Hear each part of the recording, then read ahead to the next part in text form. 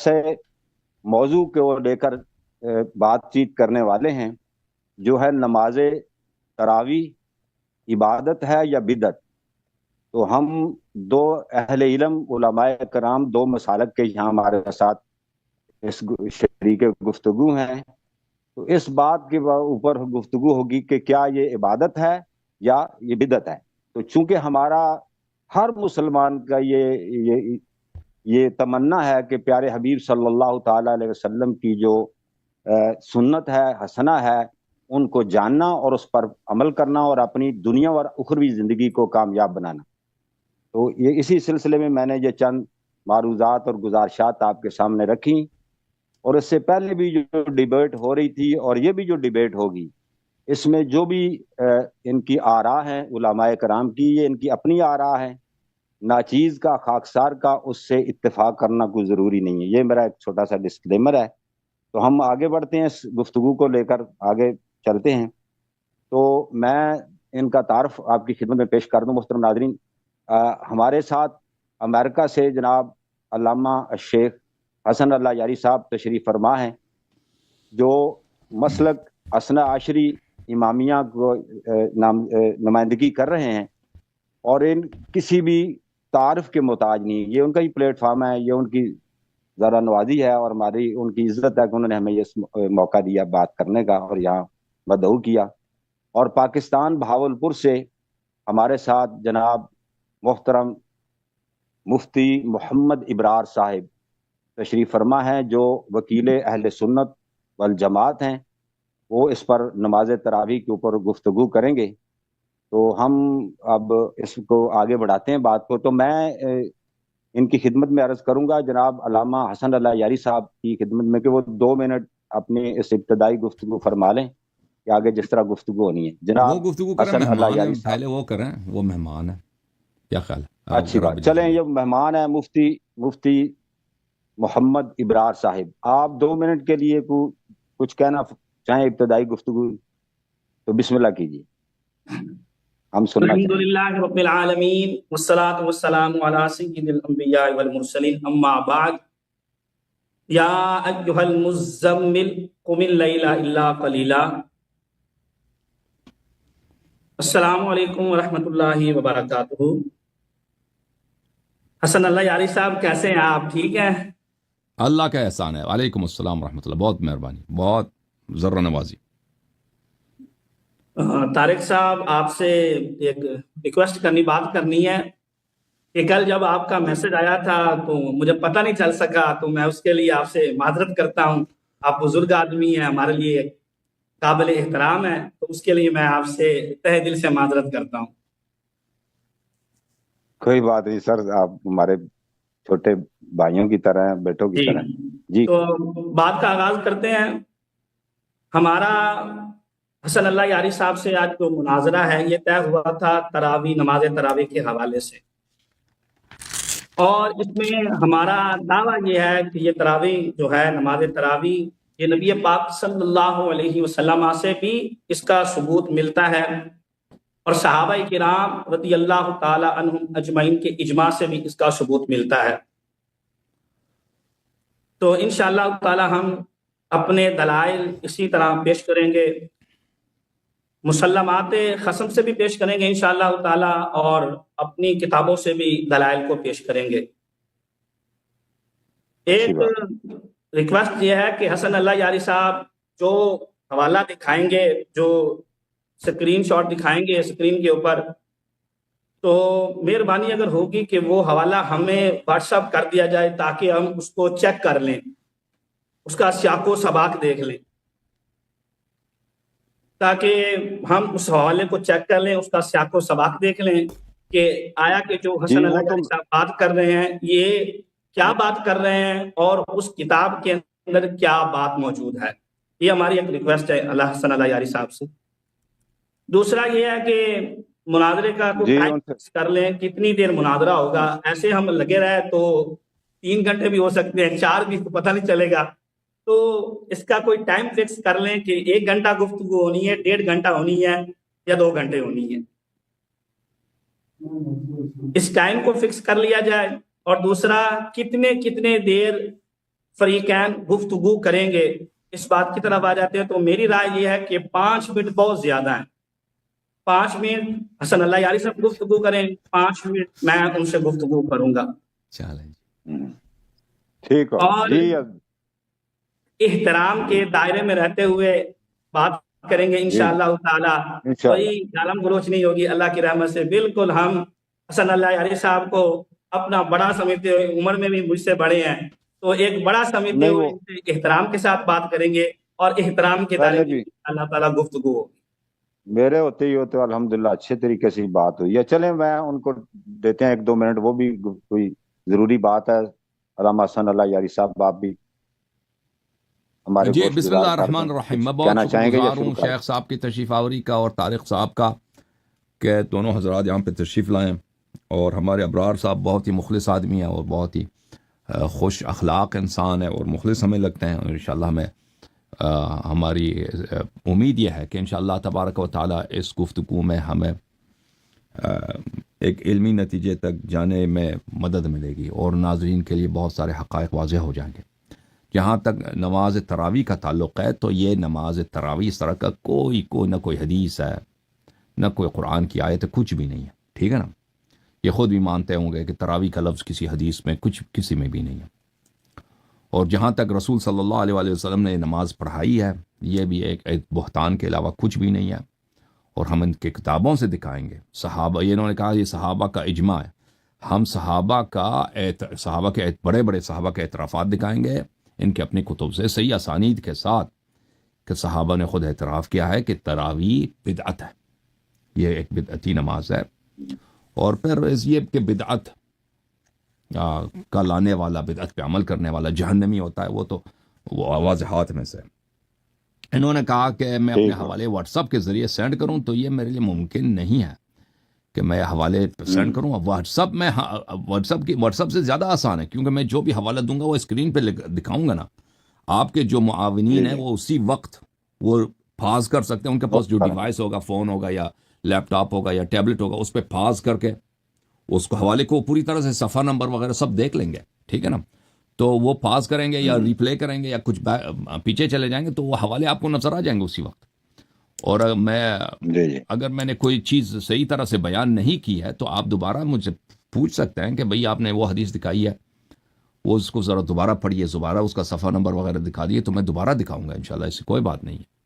اس کی وجہ یہ ہے کہ میں سیٹ نہیں کر سکتا کہ یہاں میرے پاس کوئی آدمی نہیں ہے نا بیک گراؤنڈ میں، کیونکہ میں خود تو آپ سے گفتگو کر رہا ہوں. اگر کوئی آدمی بیک گراؤنڈ میں ہوتا کہ وہ کیونکہ اس میں ٹائم لگتا ہے بھائی اس کو نکال کے اس کو سینڈ کرنا، اگر اس طرح ہوتا نا تو ہو سکتا تھا. لیکن یہاں پہ میرے مدد کرنے والا اس طرح کے کوئی انسان نہیں ہے جس کو یہ حدیث مدد کرنے والے ہیں ہمارے پاس ہیں، لیکن وہ اس طرح لوگ نہیں ہے کہ عالم علماء ہوں، طالب علم ہوں جن کو کتابیں پڑھنا آتا ہے، حدیث کا صفحہ وغیرہ جو میں دکھاتا ہوں اسی کو وہ نکال بھی سکے، سینڈ بھی کر سکے نا. اس طرح کے نہیں ہے وہ بیچارے، عربی وغیرہ ان کو پڑھنا نہیں آتا ان لوگوں کو. جی ٹھیک ہے نا؟ Thank you sir. ٹھیک، جزاک اللہ جی، بہت شکریہ. میں چاہوں گا کہ میں تھوڑا ایڈ کر دوں مفتی محمد ابرار صاحب کہ 5 منٹ کی ٹرن بہت تھوڑی ہے. پہلے ابتدائی 10 منٹ رکھتے ہیں، بعد میں 5 منٹ کر لیں گے. تو مقدمہ جو ہے نا دعویٰ ہے وہ پیش کرنے کے لیے تھوڑا ٹائم ہوگا. کیسا رہے گا؟ چلیں یہ کر لیتے ہیں، لیکن آپ ٹائم یہ بتا دیں کہ کتنی دیر تک یہ ڈیبیٹ چلے گی. ٹھیک ہے، اوپن کم ایٹ لیسٹ دیکھتے ہیں جتنی مرضی چلیں، 10 ٹرن کر لیں گے. یہ تو ہوتا ہے کئی دفعہ مناظرہ کا کچھ نہ کوئی رزلٹ پہلے نکل آئے تو ایٹ لیسٹ. جی علامہ صاحب آپ کچھ فرمائیں گے؟ حسن اللہ یاری صاحب. میں تو سمجھتا ہوں کہ 5 منٹ تو کم ہوتے ہیں، 10 منٹ ہونے چاہیے. اور اگر وہ مانتے ہیں، اگر نہیں مانتے تو میں نے آبزرو کیا نا کہ 5 منٹ میں نا میں نے آبزرو کیا جو پچھلے بھی، کیونکہ حوالہ نکالتے تھوڑا پڑھتے اور اس کا ترجمہ کرتے. اگر آپ ایک حدیث پڑھیں گے نا، اگر حدیث فرض کریں 4-5 سطر کے ہیں تو وہ 5 منٹ میں بمشکل وہی حدیث پڑھیں گے. اس کے بعد جو اس کی توضیح وغیرہ دیں گے، پڑھ کر اس پر جو تبصرہ کرنا ہے، اپنے اوپر تبصرہ کرنا ہے، جو اس سے کوئی مقدمہ یا کوئی دعویٰ نکالنا ہے تو وہ مشکل ہو جائے گا. چلیں 10 منٹ ایسے کر لیتے ہیں، پہلی 5-10 اور دوسری 5 جو ہے 5 منٹ. چلو جلدی سے نکل جانا. صاحب کیا ہے دیکھیے نا، میں آپ کو پتا ہے چلو آج بھائی جیسے آپ کی مرضی، کوئی بات نہیں، کوئی بات، ابرار صاحب جیسے کہیں وہ. تھی، پھر ہاں سحری بھی ہے آگے، تو میں اس لیے کہہ رہا ہوں کہ جلدی ہم اور کلوز سیاری کر کا لیں۔ کیا ہے، سیاری تو ہو جائے اچھا گی بھائی، اس کوئی میں مشکل نہیں. مدعی کون ہے اور دعویٰ کس نے پیش کرنا ہے؟ وہ بتائیں، منکر وہ کون جو ہے؟ یہ کہنا چاہیں. دعویٰ مدعا علیہ ہمارا یہ ہے کہ نماز آپ کا دعویٰ تراویح ہے، جو ہے وہ وہ عبادت ہے ایک سنت عمل ہے، رسول اکرم صلی مقرر. اللہ علیہ وسلم سے اس کا ثبوت ملتا ہے صحیح ٹھیک ہے، احادیث سے، اور بالکل آگے شروع کریں. نوافل کی جو جماعت ہے اس کے اوپر ہوں، دونوں طرف سے دلائل موجود ہیں، اچھی بات، مسلمات عند چلیں. الخصم بھی ہمارے پاس موجود ہیں، اور ہماری بھی احادیث کی کتابیں بھری پڑی ہیں کہ نوافل کی جماعت ہو سکتی ہے، اور یہ تو یہ جی بھی مانتے ہیں کہ جو نوافل ہے، یہ نماز تراویح یہ ایک نوافل جماعت ہے، نوافل نماز ہے۔ اچھی بات، چلیں اس طرح کرتے ہیں علامہ اپنا مفتی صاحب کہ شروع کرتے ہیں، اور کوشش کیجیے کہ موضوع پر ہی رہا جائے، اور وہ جو بھی مناظرے کی آداب ہوتے ہیں اور وہ ان کو ملحوظ خاطر رکھتے ہوئے بسم اللہ کیجیے. میں ٹائم لگاتا ہوں 10 منٹ، آپ دعویٰ پیش کریں گے. جی بسم اللہ کیجیے، میں شروع کر رہا ہوں. اوکے. بسم اللہ الرحمن الرحیم۔ ہمارا دعویٰ یہ ہے کہ نوافل کی جماعت کرانا یہ محبوب خدا صلی اللہ علیہ وسلم کی سنت مبارکہ ہے، اور آپ نوافل کی جماعت کرا سکتے ہیں۔ اس کے اوپر میں سب سے پہلے اپنی یہ صحیح بخاری سے حوالہ پیش کروں گا۔ صحیح بخاری کے اندر حدیث پاک ہے، حدیث کا نمبر ہے 840۔ حضرت اتبان بن مالک رضی اللہ تعالیٰ عنہ، یہ صحابی رسول ہیں، یہ نبی پاک صلی اللہ علیہ وسلم کی مبارک بارگاہ میں آئے اور عرض کرتے ہیں، یا رسول اللہ صلی اللہ علیہ وسلم، میں اپنی قوم کو، بنی سالم کو جماعت کرواتا ہوں یا رسول اللہ صلی اللہ علیہ وسلم، لیکن اب میری حالت یہ ہو گئی ہے، انی انکرت بصری، کہ میری جو نظر ہے وہ کمزور ہو چکی ہے یا رسول اللہ صلی اللہ علیہ وسلم، اور میرے گھر اور مسجد کے درمیان ایک چیز حائل ہے کہ میں مسجد تک جا نہیں سکتا۔ وَلَا وَدِدْتُ أَنَّكَ جِئْتَ فَصَلَّيْتَ فِي بَيْتِي، یا رسول اللہ میری یہ چاہت ہے، میری یہ محبت ہے کہ آپ میرے گھر تشریف لے کے آئیں، مکانن کسی جگہ پہ آپ نماز پڑھیں، اتخذہ مسجدہ، کہ میں اس جگہ کو مسجد بنا لوں گا۔ تو نبی پاک صلی اللہ علیہ وسلم نے فرمایا، افعل انشاء اللہ تعالی، کہ میں تیری یہ خواہش انشاءاللہ تعالی ضرور پوری کروں گا۔ پھر بعد میں نبی پاک صلی اللہ علیہ وسلم تشریف لے کے گیا ان کے گھر، اور حضور نے ان سے اجازت مانگی، اور جب حضور ان کے گھر پہنچے تو نبی پاک صلی اللہ علیہ وسلم نے فرمایا، اینا تحب ان اصلی من بیتک، تو کہاں چاہتا ہے کہ میں نماز پڑھوں، تو مجھے جگہ بتا، تو مجھے وہاں جگہ بتا، میں وہاں نماز پڑھوں گا۔ تو حضرت اتبان بن مالک رضی اللہ تعالیٰ عنہ فرماتے ہیں، فَأَشَارَ إِلَيْهِ مِنَ الْمَكَانِ الَّذِي أَحَبَّ أَن يُصَلِّيَ فِيهِ، تو میں نے نبی پاک صلی اللہ علیہ وسلم کو اشارہ کیا، آقا علیہ الصلوۃ والسلام کو جگہ کا بتایا، تو اس جگہ نبی پاک صلی اللہ علیہ وسلم نے جماعت کرائی، فَصَفَفْنَا خَلْفَهُ، اور ہم نے آقا علیہ الصلوۃ والسلام کے پیچھے صف بنائی۔ یہ صحیح بخاری کے اندر حدیث ہے، اور اس حدیث کا نمبر ہے 840۔ اسی طرح صحیح بخاری کے اندر ایک اور حدیث پاک ہے حضرت انس بن مالک رضی اللہ تعالی عنہ سے، اور اس حدیث کا نمبر ہے 860۔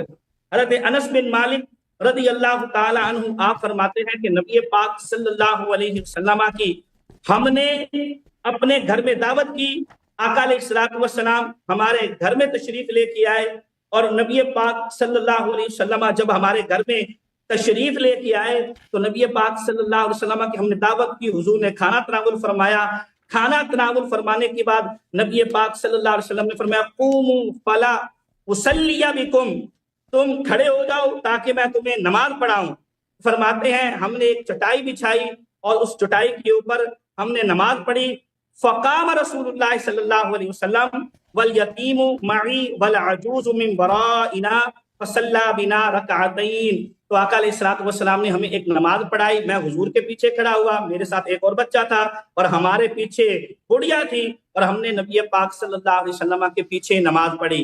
تو یہ ہماری اہل سنت کی کتابوں کے اندر موجود ہے کہ آپ نفل کی جماعت کرا سکتے ہیں، اور اسی طرح اہل تشیع کی کتب سے میں حوالہ پیش کرتا ہوں۔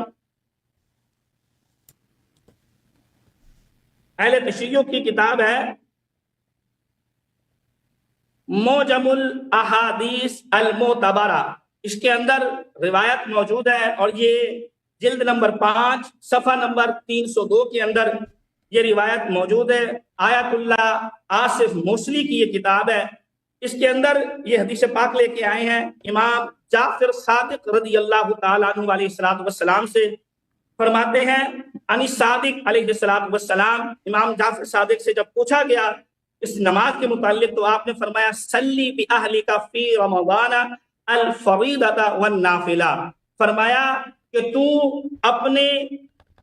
اپنے اہل کے ساتھ ماہ رمضان المبارک میں فرض نماز بھی پڑھ اور نفل نماز بھی پڑھ۔ تو یہ امام جعفر صادق رضی اللہ تعالی عنہ کا یہ فرمان ہے، اور کتاب کا نام ہے موجم الاحادیث المعتبرہ، آصف موصلی کی جلد 5 صفحہ نمبر 302، اس کے اندر یہ روایت ہے، اور اس روایت کو صحیح قرار دیا گیا ہے، اور اس کے اوپر جو باب یا عنوان اس نے قائم کیا ہے وہ عنوان ہے حکم الجماعت فی الصلوات المستحبہ، کہ جو مستحب نمازیں ہیں، نوافل نمازیں ہیں، ان کی جماعت کا حکم۔ تو یہ اہل تشیع کی کتاب ہے، اور یہی روایت آپ کو تہذیب الاحکام کے اندر بھی مل جائے گی۔ وہیں یہ روایت ادھر بھی آئی ہے کہ سلی بأہلک فی رمضان الفریضۃ والنافلہ، کہ تو اپنے اہل کے ساتھ نوافل کی نماز بھی پڑھ اور فرض کی نماز بھی پڑھ، یہ امام جعفر صادق رضی اللہ تعالی عنہ نے فرمایا ہے۔ آپ کے پاس ٹائم ہے؟ ٹائم ختم نہیں ہو گیا میرا؟ نہیں۔ جی، اسی طرح اسی تہذیب الاحکام کے اندر ایک اور روایت بھی موجود ہے، جس کے اندر امام جعفر صادق رضی اللہ تعالی عنہ سے پوچھا گیا، یہ تہذیب الاحکام فارسی والی جو فارسی ترجمے کے ساتھ چھپی ہے، اس کی جلد 2 ہے، صفحہ نمبر 50 یا 50 ہے، اس کے اندر امام جعفر صادق رضی اللہ تعالی عنہ سے روایت ہے، آپ فرماتے ہیں المرأۃ تصلی خلف زوجہا الفریضۃ والتطوع، کہ عورت جو ہے وہ اپنے شوہر کے پیچھے نماز پڑھے گی، فرض نماز بھی پڑھے گی اور نوافل نماز بھی جماعت کے ساتھ پڑھ سکتی ہے، خلف زوجہا، اپنے شوہر کے ساتھ۔ تو اس سے بھی یہ ثابت ہو رہا ہے کہ نوافل کی جماعت کرائی جا سکتی ہے، اور عورت جو ہے وہ اپنے شوہر کے پیچھے جب اگر نوافل کی نماز پڑھ سکتی ہے، فرض کی نماز پڑھ سکتی ہے، تو باہر بھی آپ جو ہے نوافل کی جماعت کرا سکتی ہیں، چاہے وہ نوافل ماہ رمضان المبارک کے ہوں یا دیگر نوافل ہوں۔ اور دوسری حدیث پاک میں امام جعفر صادق علیہ الرحمہ نے علیہ السلام نے فرمایا سلی بأہلک فی رمضان الفریضۃ والنافلہ، کہ آپ اپنے اہل کے ساتھ نماز پڑھیں، فرض نماز بھی اور نفل نماز بھی۔ اور اس کے آگے امام جعفر صادق رحمۃ اللہ علیہ نے فرمایا فإنی افعلہ، اور بے شک میں بھی یہی عمل کرتا ہوں۔ یعنی امام جعفر صادق رضی اللہ تعالیٰ عنہ علیہ السلام آپ بھی فرض نماز اور نفل نماز اپنے اہل کے ساتھ پڑھتے تھے، تو لہٰذا اس حدیث سے یہ بالکل واضح ہو گیا اہل سنت کی کتاب سے بھی اور اہل تشیع کی کتاب سے بھی کہ آپ نفل کی جماعت کے ساتھ نماز پڑھ سکتے ہیں۔ اور رمضان المبارک کے حوالے سے امام جعفر صادق رضی اللہ تعالی عنہ نے دو ٹوک فرمایا ہے کہ آپ ماہ رمضان المبارک میں فرض کی جماعت بھی اپنے اہل کے ساتھ پڑھ سکتے ہیں اور نوافل کی جماعت بھی آپ اپنے اہل کے ساتھ پڑھ سکتے ہیں۔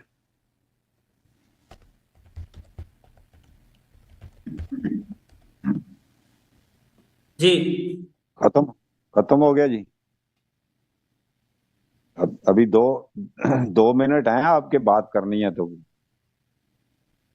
یہ تو ٹائم نظر نہیں آ رہا، میں نے شاید سمجھا شاید 10 منٹ پورے ہو گئے۔ نہیں 2 منٹ ہیں۔ جی چلیں ایک اور روایت اسی طرح اسی تہذیب الاحکام کے اندر موجود ہے، یہی جلد نمبر 2 صفحہ نمبر 98 جو فارسی والی چھپی ہوئی ہے، اس کے اندر بھی روایت موجود ہے۔ امام جعفر صادق رضی اللہ تعالی عنہ سے آپ فرماتے ہیں تَأُمُّ الْمَرْأَةُ النِّسَاءَ فِي الصَّلَاةِ، کہ عورت جو ہے وہ عورتوں کی جماعت کرائے گی، وَتَقُومُ وَسْطًا مِنْهُنَّ، اور ان کے درمیان کھڑی ہوگی، وَيُقِمْنَ عَنْ يَمِينِهَا وَشِمَالِهَا، اور وہ عورتیں اس کے دائیں بائیں کھڑی ہوں گی، تَأُمُّهُنَّ فِي النَّافِلَةِ، اور وہ عورت جو ہے وہ نافلے کی جماعت کروائے گی، نافلے کی وہ عورت جماعت کرائے گی۔ تو اس حدیث پاک سے بھی یہ ثابت ہوتا ہے کہ نافلے کی جماعت کرانا یہ اہل تشیعوں کے ہاں بالکل جائز ہے، اور اگر آپ عام نماز نافلے کی جماعت کے ساتھ پڑھ سکتے ہیں تو نماز تراویح ماہ رمضان المبارک کی اس کو جماعت کے ساتھ کیوں نہیں پڑھا جا سکتا۔ اسی طرح ایک اور حدیث پاک اسی کے اندر موجود ہے، اور اس کا صفحہ نمبر ہے 99۔ اس کے اندر امام جعفر صادق رضی اللہ تعالی عنہ سے سوال کیا گیا، سألت ابا عبداللہ علیہ السلام عن المرأۃ تؤم النساء، کہ عورت جو ہے وہ عورتوں کی جماعت کرا سکتی ہے؟ تو اس کے اندر امام جعفر صادق رضی اللہ تعالی عنہ نے فرمایا اذا کن جمیعا، فرمایا جب وہ تمام عورتیں ہوں، اور امتہن فی النافلہ، تو ان کی جماعت جو ہے وہ نافلہ کی صورت میں کرائی جا سکتی ہے، وَأَمَّا الْمَكْتُوبَةُ فَلَا، اور فرمایا جب فرض نماز ہوگی اس کے اندر جماعت نہیں کرائی جا سکتی۔ تو اس حدیث کے اندر بھی امام جعفر صادق رضی اللہ تعالیٰ عنہ فرما رہے ہیں کہ نافلے کی جماعت کرائی جا سکتی۔ ختم ہو گیا، ٹائم ختم ہو گیا، ٹائم ختم ہو گیا مفتی صاحب، ٹائم ختم۔ جی علامہ صاحب، مفتی صاحب آپ کے ہاں کیا یہ ہوتا ہے کہ میں ویسے پوچھ لوں مفتی صاحب سے، آپ کے ہاں احناف کے ہاں جو نوافل یومیہ ہیں غیر ماہ رمضان میں، فجر کی نافلہ ہے، نماز تہجد وغیرہ ہے غیر ماہ رمضان میں، اس کو آپ جماعت کے ساتھ پڑھ سکتے ہیں آپ لوگ؟ کون سے نوافل؟ مثلا فجر کا نافلہ ہے 2 رکعت، ظہر کا نافلہ ہے، عصر کا نافلہ ہے، مغرب کا نافلہ ہے، آپ لوگ جماعت کے ساتھ پڑھ سکتے ہو؟ ان کی جماعت ثابت نہیں ہے، جماعت کے ساتھ نہیں پڑھ سکتے رمضان میں نوافل کی جماعت نہیں۔ تہجد کا آپ استثناء کر دیں، تہجد کی بات نہیں ہے۔ تہجد غیر رمضان میں تہجد بھی نہیں ہے نا، غیر رمضان میں تہجد جماعت ہوتی ہے آپ لوگوں کا؟ جی تہجد کی جماعت ہوتی ہے غیر رمضان میں بھی، غیر رمضان میں بغیر تداعی کے، یعنی کہ اعلان کے بغیر اگر لوگ اکٹھے ہو جائیں تو اس کو جماعت کے ساتھ پڑھا جا سکتا ہے۔ صحیح۔ چلیں میرے محترم ناظرین، ابھی بسم اللہ الرحمن الرحیم۔ میرے محترم ناظرین، شیخ صاحب کے ساتھ موضوع جاری، کس موضوع پر؟ موضوع ہے نماز تراویح، اور ہم نے کہا کہ نماز تراویح اس کا کوئی لفظ قرآن و سنت میں ہے ہی نہیں، نہ کسی حدیث میں ہے، انہوں نے کہاں سے نکالا ہے؟ یہ ایک بدعت نماز ہے۔ اب انہوں نے جو حوالے دیے میں ان کا جواب دوں گا، لیکن سب سے پہلے میں ان کے اپنی کتابوں سے ثابت کروں کہ یہ نماز ہے ہی نہیں، یہ نماز بدعت ہے۔ ان کے اپنے اکابر نے اس کی جو ہے تصریف کیا۔ دیکھیں، سب سے پہلے ان کے اپنے بڑے خلیفہ عمر بن الخطاب نے خود اعتراف کیا کہ بدعت ہے۔ ان کی اپنی کتاب میں اس کے نص الفاظ موجود ہے، صحیح اسانید کے ساتھ موجود ہیں، اور پھر ان کے اپنے علماء کی شرح دیکھیں، ملاحظہ، یہ کتاب بخاری چاپ دار احیاء تراث العربی، یہاں پر حدیث نمبر 2010، یہ حدیث کافی مشہور معروف ہے کہ عبد الرحمن ابن عبد القاری سے روایت ہے کہ عمر بن الخطاب آئے رمضان میں، حدیث نمبر 2010 ہے بخاری میں، اور کہا کہ دیکھا کہ لوگ ادھر متفرق نماز پڑھ رہے ہیں، کوئی اپنے لیے نماز پڑھ رہا ہے، کوئی دوسرا اس کی نماز کو دیکھ کر نماز پڑھ رہا ہے، تو عمر نے کہا کہ میں ان لوگوں کو ایک ہی امام پہ جمع کروں گا اور یہ بہتر رہے گا۔ پھر اس نے ابی بن کعب کو امام جماعت لگا دی، اور ایک دوسری رات کو آیا اور اس نے دیکھا کہ یہ لوگ اب اس امام جماعت کی نماز کو دیکھ کر نماز پڑھ رہے ہیں، تو کہا قال عمر نعم البدعۃ هذه، عمر بن الخطاب نے کہا کہ یہ بہترین بدعت ہے، جی بدعت ہے۔ اور پھر اس نے کہا کہ جو لوگ اس نماز کو نہیں پڑھتے جماعت کے ساتھ اور گھر میں جا کر اس کو بعد میں پڑھتے ہیں، وہ بہتر ہے، وہ اور بہتر ہے، ٹھیک ہے نا؟ اچھا، اس سے پتہ چلتا ہے کہ یہ عمر بن الخطاب کے نزدیک بھی یہ بدعت تھا، اور اس سے یہ بھی پتہ چلتا ہے کہ عمر بن الخطاب خود بھی تراویح نہیں پڑھتا تھا، اور اس سے یہ بھی پتہ چلتا ہے کہ اگر اس کو مسجد میں نہ پڑھیں اور اس کو اپنے گھر میں جا کر بعد میں پڑھیں، یہ بہتر ہے۔ اچھا، اب بات یہ ہے کہ اس بدعت سے کیا مراد ہے؟ یہ تو کہیں گے کہ یہ بدعت فلاں فلاں لغوی معنی ہے، لغوی معنی بھی ہوں بدعت کے، تو اس کا مطلب ہے کہ کبھی یہ ہوا نہیں ہے، اس سے پہلے رسول صلی اللہ علیہ وآلہ وسلم نے یہ نماز نہیں پڑھائی۔ لغوی بدعت بھی معنی لے لیں، یعنی اس سے پہلے یہ تھا نہیں، تو اس سے لازم آتا ہے کہ اس سے پہلے نہیں تھا، یعنی اس سے شرعی بدعت لازم آ جاتا ہے کہ اس سے پہلے یہ نہیں تھا، یعنی کسی نے یہ نہیں پڑھایا. اب ان کے اپنے اعلام نے اس موضوع پر کیا بیان دیا، ملاحظہ کریں میرے محترم ناظرین. یہ کتاب ہے المدخل الى سنن الکبریٰ للحافظ البیہقی، جزء اول، چھاپ اضواء السلف. یہاں پر خود بیہقی، ابو بکر بیہقی، جو بہت بڑے محدث ہیں اور اس فرقے کے بہت بڑے عالم ہیں، وہ کہتے ہیں وقد قال عمر فی قیام شہر رمضان، عمر بن الخطاب نے رمضان کے قیام، رمضان کی نماز جو ہے، نماز جماعت جو تراویح ہے، اس کے متعلق نعمت البدعۃ هذه، یہ بہترین بدعت ہے، یعنی انہا محدثۃ لم تکن، یعنی ایک ایسی نماز ہے جو جدید ہے، محدثہ جدید ہے، حدث ہے، بدعت ہے، اور پہلے کبھی نہیں تھا. جی اس کا لفظی معنی یہی ہے کہ پہلے کبھی نہیں تھا. عمر نے خود اعتراف کیا، اور آپ دیکھ رہے ہیں کہ بیہقی نے بھی اس کی وضاحت کی. یہ تبیین و کذب المفتری للحافظ ابن العساکر، حافظ ابن عساکر کی مشہور معروف کتاب تبیین و کذب المفتری. یہاں پر ملاحظہ کریں صفحہ نمبر 97 میں شافعی سے روایت کرتا ہے کہ شافعی نے کہا قال عمر فی قیام رمضان نعمت البدعۃ هذه، یعنی انہا محدثۃ لم تکن. شافعی نے بھی ہے، جو آپ کے ائمہ اربعہ میں سے ایک بہت بڑے امام ہیں، اس نے بھی یہی شرح کی عمر کے قول کو کہ یہ بدعت ہے. اس سے کیا مراد ہے؟ اس سے مراد یہ کہ پہلے نہیں تھا، پہلے نہیں تھا. اس سے مراد یہ کہ رسول صلی اللہ علیہ وسلم نے کبھی یہ نماز نہیں پڑھی. آپ نے جو دو احادیث بخاری سے دکھائی ہے نا شیخ صاحب، اس میں کوئی اس میں نہیں تھا کہ وہ نافلہ کا نماز تھا، ٹھیک ہے نا. اس میں 2 رکعت نماز پڑھائی ہے، یا وہ عتبان والی جو بھی حدیث ہے اس میں بھی نہیں تھا کہ یہ کوئی 2 رکعت نماز، وہ قصر والی زور کی نماز قصر بھی ہو سکتی ہے، ٹھیک ہے نا، کہ وہ نافلہ کی نماز جماعت میں کسی میں نہیں تھا، ٹھیک ہے نا. اور اس کو بعد لوگوں نے، آپ نے جو پہلی حدیث جو 840 والی دکھائی ہے بخاری کی، اس میں یہ تھا، اس کو بعد لوگوں نے نماز ضحیٰ کے دلیل قرار دیا. اور خود بخاری میں عائشہ کی حدیث موجود ہے کہ رسول صلی اللہ علیہ وسلم نے کبھی نماز ضحیٰ نہیں پڑھی ہے، ٹھیک ہے نا. تو وہ کوئی اس میں کوئی آپ دکھائیں کہ وہ کیسے نافلہ کی نماز ہے، جماعت کرائی ہے، ٹھیک ہے نا، وہ حدیث میں یہ جماعت کرے، اس میں نافلہ کہاں سے تھا؟ وہ تو آپ نے لگا دی. اچھا، آپ بخاری کے شراح بھی اسی شرح کو مانتے ہیں. ملاحظہ کریں یہ کتاب شرح صحیح البخاری ابن البطال، یہ جلد نمبر 4، چھاپ مکتبۃ الرشد ہے. وقول عمر نعم البدعۃ، صفحہ نمبر 147 ہے. بلے عمر نے خود تراویح کے متعلق اس نے خود کہا، جب اس نے تراویح کا ایجاد کیا، اس نے کہا نعم البدعۃ، یہ بہترین بدعت ہے. فالبدعۃ اختراع ما لم یکن قبلہ، بدعت بولتے ہیں اسی چیز کو، آپ ایک ایسی چیز بنائیں جو پہلے تھی نہیں، جو پہلے کبھی ابرار صاحب نہیں تھی. جی میں سن رہا ہوں. یہ حدیث الساری ہے فی مقدمت شرح فتح الباری، تالیف حافظ ابن حجر عسقلانی، چھاپ مکتبۃ السلفیہ. ملاحظہ کریں کہ یہ بھی کہتا ہے عمر، صفحہ نمبر 85 میں اسی حدیث کی شرح میں، وقول عمر نعمت البدعۃ هو فعل ما لم يسبق الیہ، بدعت یہ ہے کہ اس سے پہلے کبھی کسی نے یہ نماز نہیں پڑھی ہے. لم یسبق الیہ، کبھی کسی نے پڑھی نہیں جماعت کے ساتھ، ٹھیک ہے نا. تو خود عمر نے جب یہ نماز بنائی، اس نے بولا ہے کہ بدعت کیا ہے. اس کا سب سے بڑا شارح بخاری کا کیا کہہ رہا ہے؟ ما لم یسبق، اس طرح کی نماز کسی نے نہیں پڑھی. اچھا، پھر خود فتح الباری میں حافظ ابن حجر جزء رابع میں، وہاں پہ بھی اس حدیث کی شرح کرتا ہے، صفحہ نمبر 253 ہے. نعم البدعہ وفي بعض الروائد نعمت البدعة بزیادة تا، والبدعة اصلها ما احدث على غیر مثال سابق.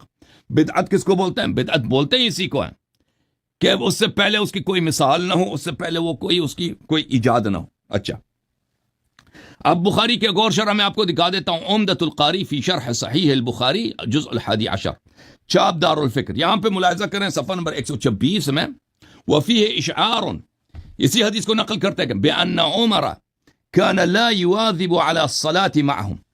یہ جو عمر آ کے دیکھا نا کہ ابی بن کعب نماز پڑھا رہے ہیں، تو اس سے پتہ ہی چلتا ہے کہ عمر خود تراویح نہیں پڑھتے تھے.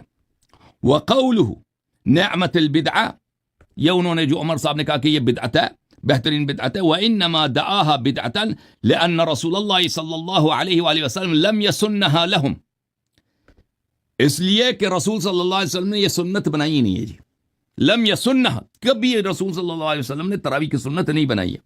ولا كانت فی زمان ابی بکر، اور یہ کبھی ابو بکر کے زمانے میں بھی نہیں تھا.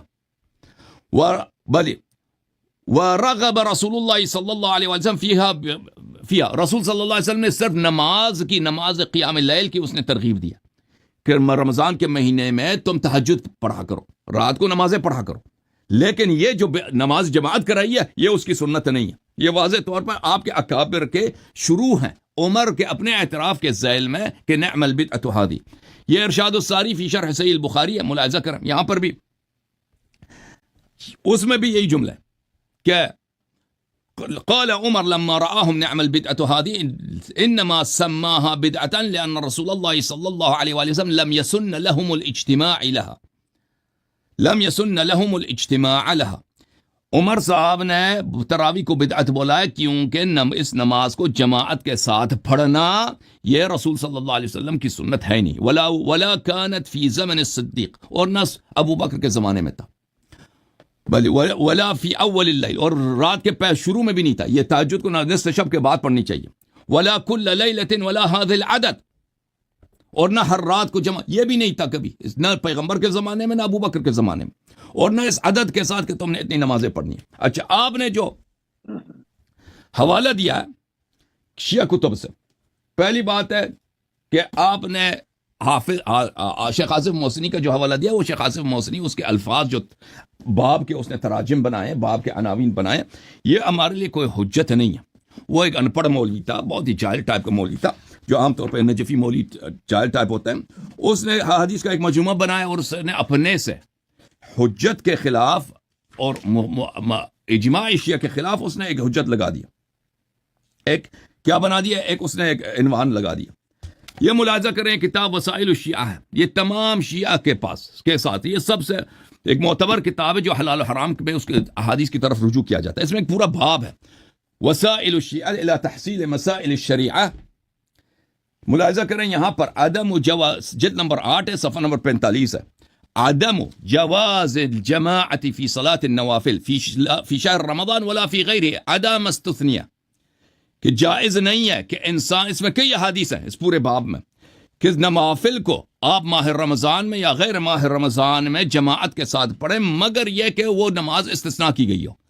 اگر کوئی نماز استثناء کی گئی ہے، شیخ صاحب سن رہے نا، کوئی نماز جیسے نماز استسقاء ہے مستثنیات میں سے، اس میں عورت چاہے امام نماز جماعت بن جائے، اس میں مرد نماز، وہ نماز نافلہ ہے، اس میں وہ نماز مستحب ہے، اس میں جماعت کے ساتھ کیا جا سکتا ہے۔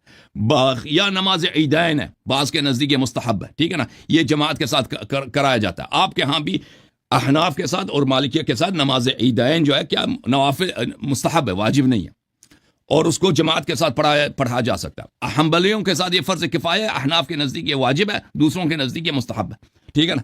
تو اس کو جو چیزیں مستثنا ہیں عورتیں، اس کو آپ نے جو حدیث پڑھی ہے وہ مستثنیات کے لیے، آپ نے کوئی حدیث نہیں دکھائی ہے کہ نوافل رمضان کو جماعت کے ساتھ پڑھی جا سکتی ہے۔ وہ تہذیب والی جو آپ نے حدیث پڑھی ہے اس کا جواب میں دے دوں گا، لیکن میرا ٹائم ختم ہو گئی ہے، اس کے علاوہ آپ کے پاس تو کوئی حدیث آئی نہیں۔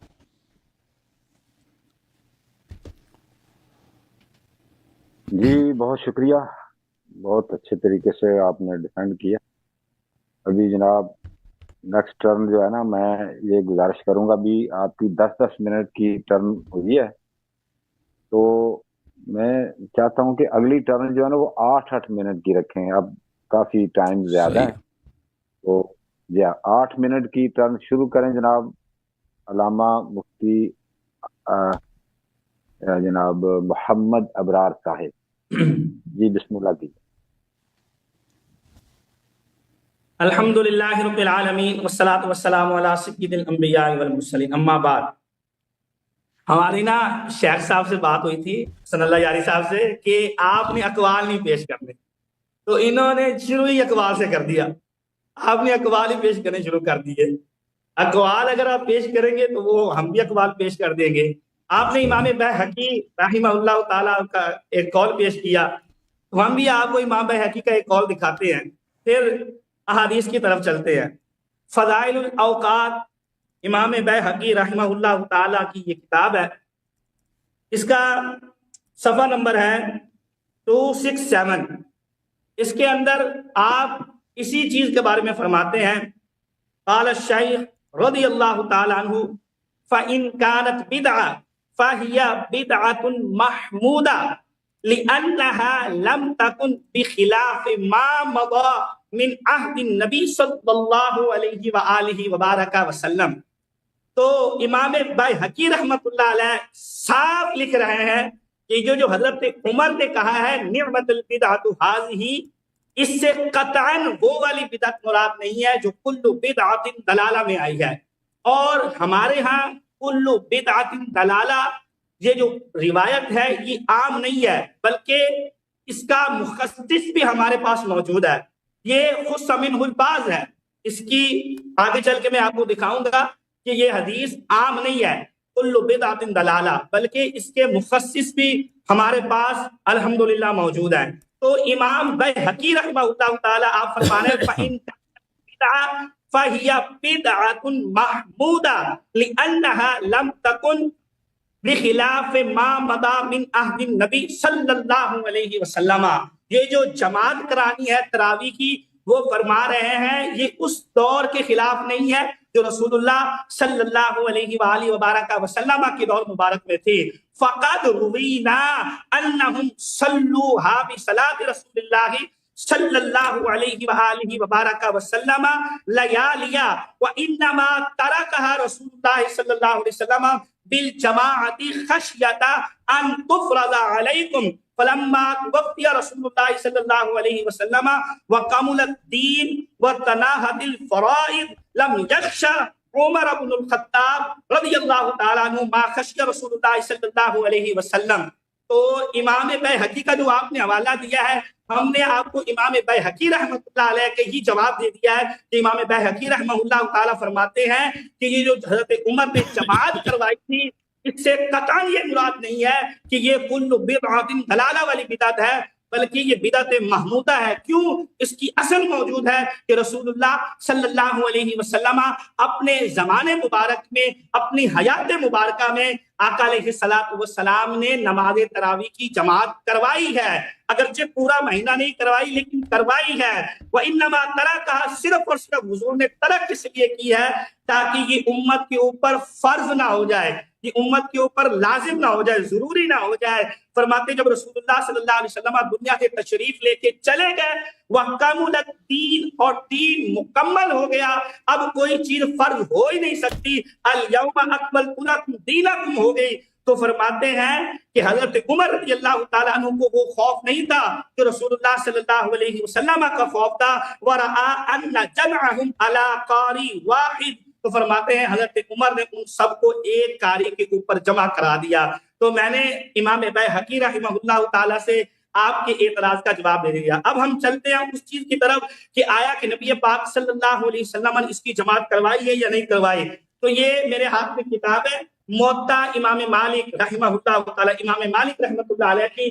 اس کے اندر ایک روایت موجود ہے اور حدیث کا نمبر ہے 299. اس کے اندر یہ روایت موجود ہے ان عائشہ زوج النبی صلی اللہ علیہ وسلم ان رسول اللہ صلی اللہ علیہ وسلم صلی فی المسجد ذات لیلۃ. فرماتی ہیں کہ رسول اللہ صلی اللہ علیہ وسلم مسجد میں نماز ادا فرمائی. فصلی بصلاتہ ناس اور آقا علیہ الصلوۃ والسلام کے ساتھ لوگ شریک ہو گئے، لوگوں نے آقا علیہ الصلوۃ والسلام کے ساتھ نماز پڑھی. ثم صلی من القابلہ.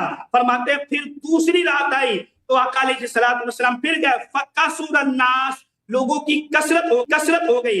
ثم اجتمعوا من اللیلۃ الثالثہ. اور فرماتے پھر تیسری رات آئی اور تیسری رات پھر آقا علیہ الصلوۃ والسلام نے نماز پڑھائی تو لوگوں کا رش ہو گیا. فلم یخرج الیہم رسول اللہ صلی اللہ علیہ وسلم.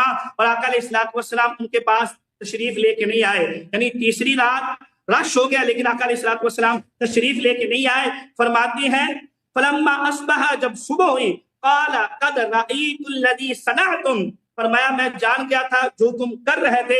وَلَمْ يَمْنَعْنِي مِنَ الْخُرُوجِ إِلَيْكُمْ إِلَّا أَنِّي خَشِيتُ أَن يُفْرَضَ عَلَيْكُمْ. مجھے اس چیز نے نہیں آنے دیا، مجھے اس چیز نے منع کیا کہ میں تمہارے پاس آؤں اور تمہیں نماز پڑھاؤں اور کہیں یہ نماز تمہارے اوپر فرض نہ ہو جائے، کہیں یہ نماز تمہارے اوپر فرض نہ ہو جائے. اور آگے لفظ ہے وَذَلِكَ فِي رَمَضَانَ.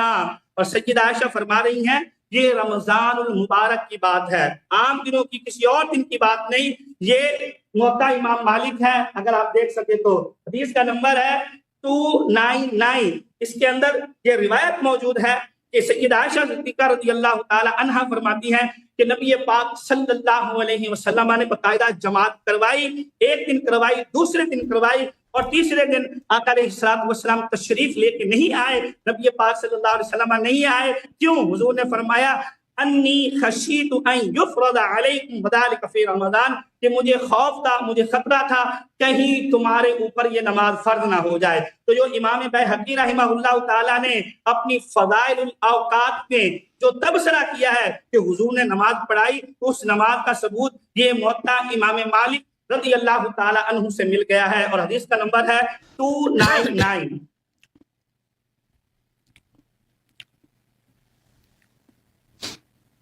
اسی طرح صحیح بخاری کے اندر بھی تراویح کے اوپر روایات موجود ہیں۔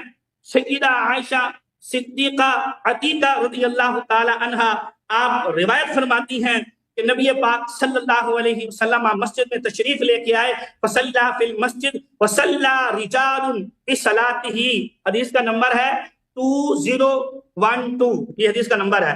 فرماتی ہیں حضور کے ساتھ لوگوں نے نماز پڑھی، فاصبح الناس، جب صبح کا وقت ہوا، فحدثوا، آپس میں کلام کیا، فاجتمع اکثر منہم، تو پہلے دن سے زیادہ لوگ اکٹھے ہو گئے، فصلوا معه، رسول اکرم صلی اللہ علیہ وسلم کے ساتھ انہوں نے نماز پڑھی، فاصبح الناس فحدثوا، پھر جب صبح ہو گئی تو پھر لوگوں کی کثرت بڑھ گئی، آپس میں لوگوں نے کلام کیا، مسجد بھر گئی تیسری رات کو، فخرج رسول اللہ صلی اللہ علیہ وسلم فصلی بصلاته، تو نبی پاک صلی اللہ علیہ وسلم نے نماز ادا فرمائی، اور فرماتی ہیں فلما كانت الليلة الرابعة، اور جس وقت چوتھی رات آئی، عجز المسجد عن اهله حتى خرج لصلاته الصبح فلما قضى الفجر اقبل على الناس، اور طرف نہیں آئے، اور حضور ٹائم ہو گیا۔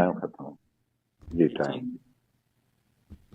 جی بہت اچھا جی جواب دیا انہوں نے، اب آپ شروع کیجیے۔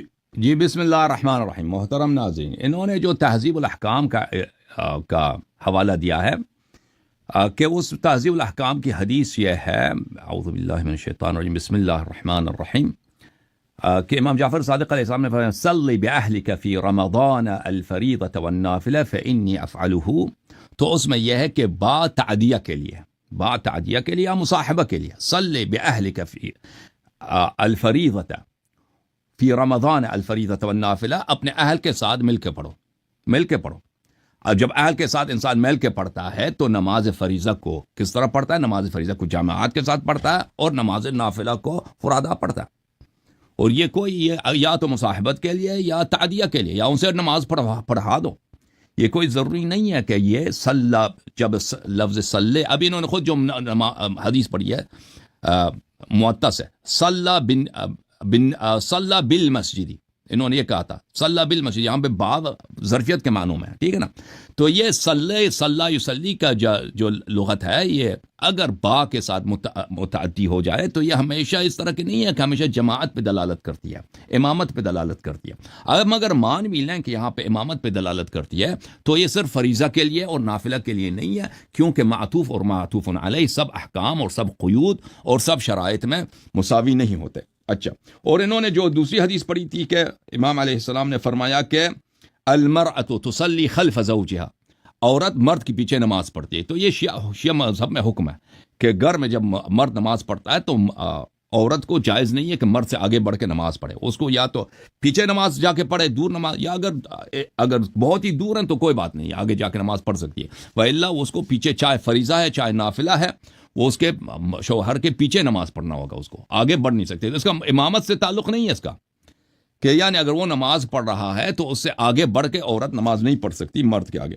اچھا، یہ واضح۔ اچھا، انہوں نے جو بیہقی صاحب کا قول پیش کیا، شیخ صاحب آپ نے توجہ نہیں فرمائی، دیکھیں میں نے اقوال، آپ نے کہا کہ آپ نے اقوال کیوں پیش کیا، میں نے آپ کے خلیفہ صاحب عمر بن الخطاب کا قول پیش کیا ہے کہ نماز تراویح انہوں نے خود کہا بدعت ہے۔ بدعت سے مراد کیا ہے؟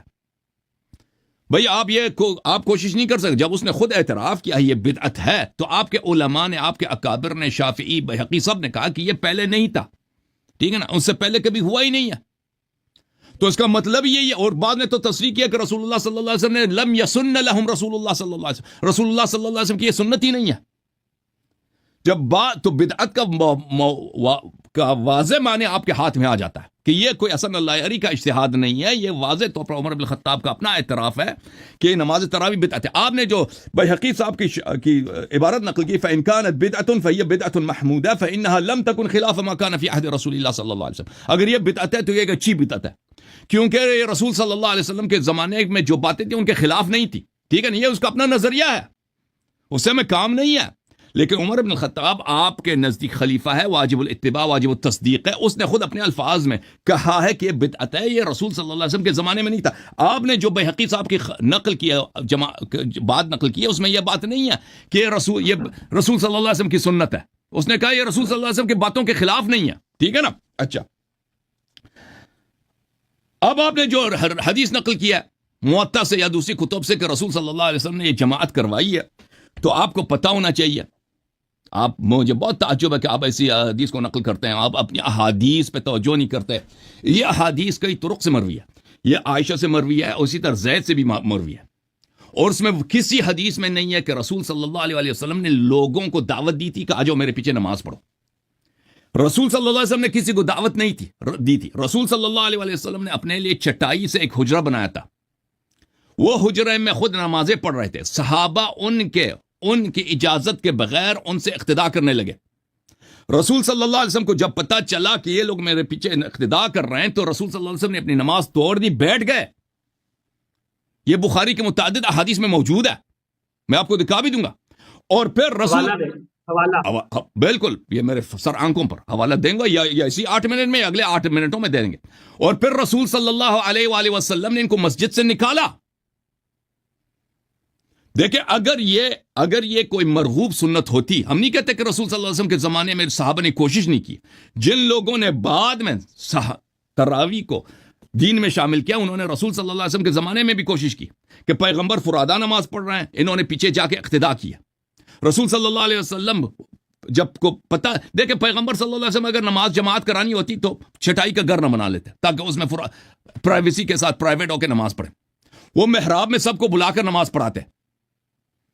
تو رسول صلی اللہ علیہ وآلہ وسلم نے چٹائی کا گھر بنایا. جب پتہ چلا کہ میرے پیچھے نماز پڑھ رہے ہیں تو کیا بیٹھ گئے. پھر ان کو مسجد سے نکال دیا. پھر یہ کہ آپ نے جو موطا کی حدیث آپ نے نقل کی، انی خشیت ان تفرض علیکم، یہ آپ پر لازم نہ ہو جائے. اس میں آپ نے نماز کا کیوں لفظ لگا دیا کہ نماز واجب ہو جائے؟ یہ تو عذاب کی بات ہے کہ انہوں نے رسول صلی اللہ علیہ وسلم کے حیات اقدس میں بدعت شروع کرنے کی کوشش کی تھی. اور رسول صلی اللہ علیہ وسلم جب نماز کے لیے نہیں آئے تھے اگلے دن، تو انہوں نے رسول صلی اللہ علیہ وسلم کے گھر پہ پتھراؤ کیا تھا. صحابہ نے پتھراؤ جب کیا تھا تو رسول صلی اللہ علیہ وسلم کے واضح الفاظ ہے کہ مجھے تو ڈر ہے کہ آپ پہ کیا ہو جائے، آپ پہ عذاب نازل نہ ہو جائے. جب اللہ تعالیٰ نے شیخ صاحب رسول صلی اللہ علیہ وسلم سے وعدہ کیا تھا شب معراج، یہ خمسون، یہ 5 نمازیں ہیں، میں اس میں 50 نمازوں کا اجر آپ کو دوں گا، آپ کی امت کو دوں گا. وما يبدل القول لدي، اور پھر میں اس کو چینج نہیں کروں گا. جب اللہ نے وعدہ دیا شب معراج کے 5 نمازوں کے بعد کوئی نماز واجب ہی نہیں کرنی ہے، تو وہ کیسے وہ نہ، اور اگلی پیغمبر کو خوف ہو سکتا ہے کہ وہ دوسری نماز جو ہے وہ واجب ہو جائے گا. اور پھر آپ کے اپنے علماء کے الفاظ میں دکھاؤں گا کہ یہ نوافل پر مواظبت کرنے سے نافلہ واجب نہیں ہوا بن جاتا. پیغمبر صلی اللہ علیہ وسلم نے کبھی نوافل چھوڑا ہی نہیں زندگی میں، نوافل اس کی وجہ سے واجب ہو گئے. اچھا، حوالے دیکھیں، میں نے جو باتیں نقل کی خارج سے بغیر کتب دکھائے وہ تو کئی ہے کہ میں ان کو آہستہ آہستہ ان کے حوالے پیش کروں گا. اور یہ حدیث اس میں کچھ تفصیل بھی ہے، تو یہ 8 منٹ میں پیش ہونے والی حدیث نہیں ہے، اس میں ٹائم لگتا ہے. پہلی بات ہے، میں ان کے اپنی کتاب سے ایک بہت ہی جلیل القدر صحابی ان کے نزدیک ابو ہریرہ، ان کا نقل پیش کروں گا کہ وہ واضح طور پہ کہتے ہیں کہ رسول صلی اللہ علیہ وسلم نے کبھی جماعت نہیں کرائی. یہ ملاحظہ کریں، یہ مسند احمد ابن حنبل ہے، چاپ دار الحدیث ہے، بتحقیق شیخ احمد محمد شاکر، جلد نمبر کون سا ہے؟ جلد نمبر 7 ہے. یہاں پہ ابو ہریرہ صاحب کی حدیث نقل کرتے ہیں، اس کے ذیل میں کہتے ہیں اسناد صحیح.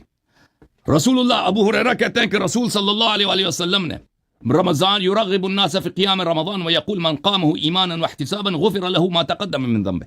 رسول صلی اللہ علیہ وسلم نماز میں رمضان میں تہجد کی ترغیب دیتے تھے۔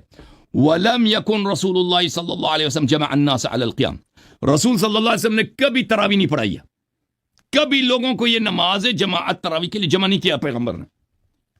یہ ابو ہریرہ کے نص الفاظ ہے، یہ مسند احمد بن حنبل بتحقیق شیخ شعیب الارناؤط جز 13 یہاں پہ حدیث نمبر 7881 ہے، اسناد صحیح علی شرط مسلم، سند اس کی صحیح بشرط مسلم۔ ولم یکن، ابو ہریرہ کی وہی حدیث ہے، ولم یکن رسول اللہ صلی اللہ علیہ وسلم جمع الناس علی القیام، رسول صلی اللہ علیہ وسلم نے کبھی لوگوں کو تراویح کے لیے جمع نہیں کیا، جماعت نہیں کرائی۔ اچھا، اس کے علاوہ جی سر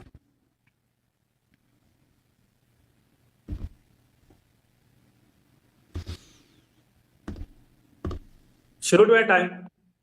جی آپ شروع کریں حضرت، آپ بسم اللہ الرحمن الرحیم۔ اصل میں نا جو شیخ حسن اللہ یاری صاحب حوالے دکھا رہے ہیں نا، تو ہم دوسرے موبائل میں لگایا ہوا ہے، تو حوالے وہ بعد میں آتے ہیں تو ان کا ادھر سے جلدی ختم ہو جاتا ہے، تو اس لیے میں نے کہا تھا کہ نا آپ کیا کہتے ہیں ہمیں سینڈ کر دیں، حوالے دیکھنے میں مشکل ہوتی ہے۔ ایسے نہیں ہو سکتا مفتی صاحب، بہت ڈیفیکلٹ ہے جی چلیں بعد میں چیک ہو جائے گا۔ آپ ایک نشست اور رکھ لیجئے گا نا، جو حوالے میں اگر کچھ مسئلہ ہو تو اس کی ایک نشست آپ کو دے تو کنٹینیو کریں نا، پھر آگے بھی دیکھی جائے گی انشاءاللہ تعالی۔ جی جی جی آپ بسم اللہ الرحمن الرحیم۔ تو شیخ حسن اللہ یاری صاحب نے جو کہا کہ حضرت عمر کا خود کا یہ قول ہے، نعم البدعۃ ھذہ، تو یہ حضرت عمر نے کہا ہے، تو ہم نے کب کہا کہ حضرت عمر نے یہ نہیں فرمایا، لیکن آپ جو اقوال دکھا کے جو اس چیز سے ثابت کرنا چاہ رہے ہیں، آپ ثابت کرنا چاہ رہے ہیں کل بدعۃ دلالہ والی روایت، کہ معاذ اللہ یہ بدعت دلالہ جو گمراہی والی تھی، جبکہ میں نے جو امام بیہقی رحمہ اللہ کی عبارت پڑھ کے آپ کو سنائی ہے، اس کے اندر انہوں نے واضح یہ لکھا ہے کہ یہ عمل رسول اللہ صلی اللہ علیہ وسلم کے زمانہ مبارکہ میں ہوتا رہا ہے، آقا علیہ الصلوۃ والسلام کے زمانہ مبارکہ میں یہ چیز ہوتی رہی ہے۔ اور آگے چلتے ہیں، انہوں نے اس روایت کے اوپر جو میں نے موطا کی پڑھی ہے اس کے اندر یہ اعتراض کیا این یفردا کے اوپر کہ لا یبدل القول لدیہ، کہ نبی پاک صلی اللہ علیہ وسلم کو اللہ وحدہ لا شریک نے فرمایا تھا معراج کی رات کہ محبوب صلی اللہ علیہ وسلم یہ جو 5 ہیں یہ 50 ہی رہیں گی، ان کے اندر میں کوئی تبدیلی نہیں کر سکتا، لا یبدل القول لدیہ، یہ جو نمازیں ہیں ان کے اندر میں کوئی تبدیلی نہیں کروں گا۔ تو میرا حسن اللہ یاری صاحب سے سوال ہے، کیا آپ ناسخ منسوخ کو مانتے ہیں؟ ناسخ منسوخ چلتا ہے شریعت میں، اللہ کا قرآن کہتا ہے ما ننسخ من آیت او ننسیہا نأتی بخیر منہا او مثلہا، یہی تو ہم بات کر رہے ہیں کہ جب تک پیغمبر موجود ہوتا ہے، پیغمبر رہتا ہے، اللہ کا کوئی بھی حکم پیغمبر کی وجہ سے یا پیغمبر پہ وحی کے ذریعے اللہ اس کو تبدیل فرما دیتا ہے، اللہ اس کو چینج کر دیتا ہے۔ میں اس کی آپ کو ایک حدیث پاک سناتا ہوں، یہ صحیح بخاری کے اندر ہی ایک حدیث پاک ہے اور حدیث کا نمبر ہے، جی صحیح بخاری کے اندر حدیث پاک ہے اور حدیث کا نمبر ہے 1937۔ اس کے اندر ایک حدیث پاک ہے، اذ جاء رجل، ایک بندہ نبی پاک صلی اللہ علیہ وسلم کے پاس تشریف لے کے آیا، حضور کی بارگاہ میں آیا، فقال، کہنے لگا یا رسول اللہ خلقت، یا رسول اللہ میں تباہ ہو گیا، یا رسول اللہ میں ہلاک ہو گیا۔ حضور نے فرمایا ما لکا، تجھے کیا ہوا ہے میرے غلام، تجھے کیا ہو گیا ہے؟ تو کہنے لگا وقعت علی امرأتی وانا صائم، یا رسول اللہ صلی اللہ علیہ وسلم میں نے روزے کی حالت میں اپنی بیوی کے ساتھ تعلق زوجیت اپنا لیا تھا، وہ والا تعلق بنا لیا تھا۔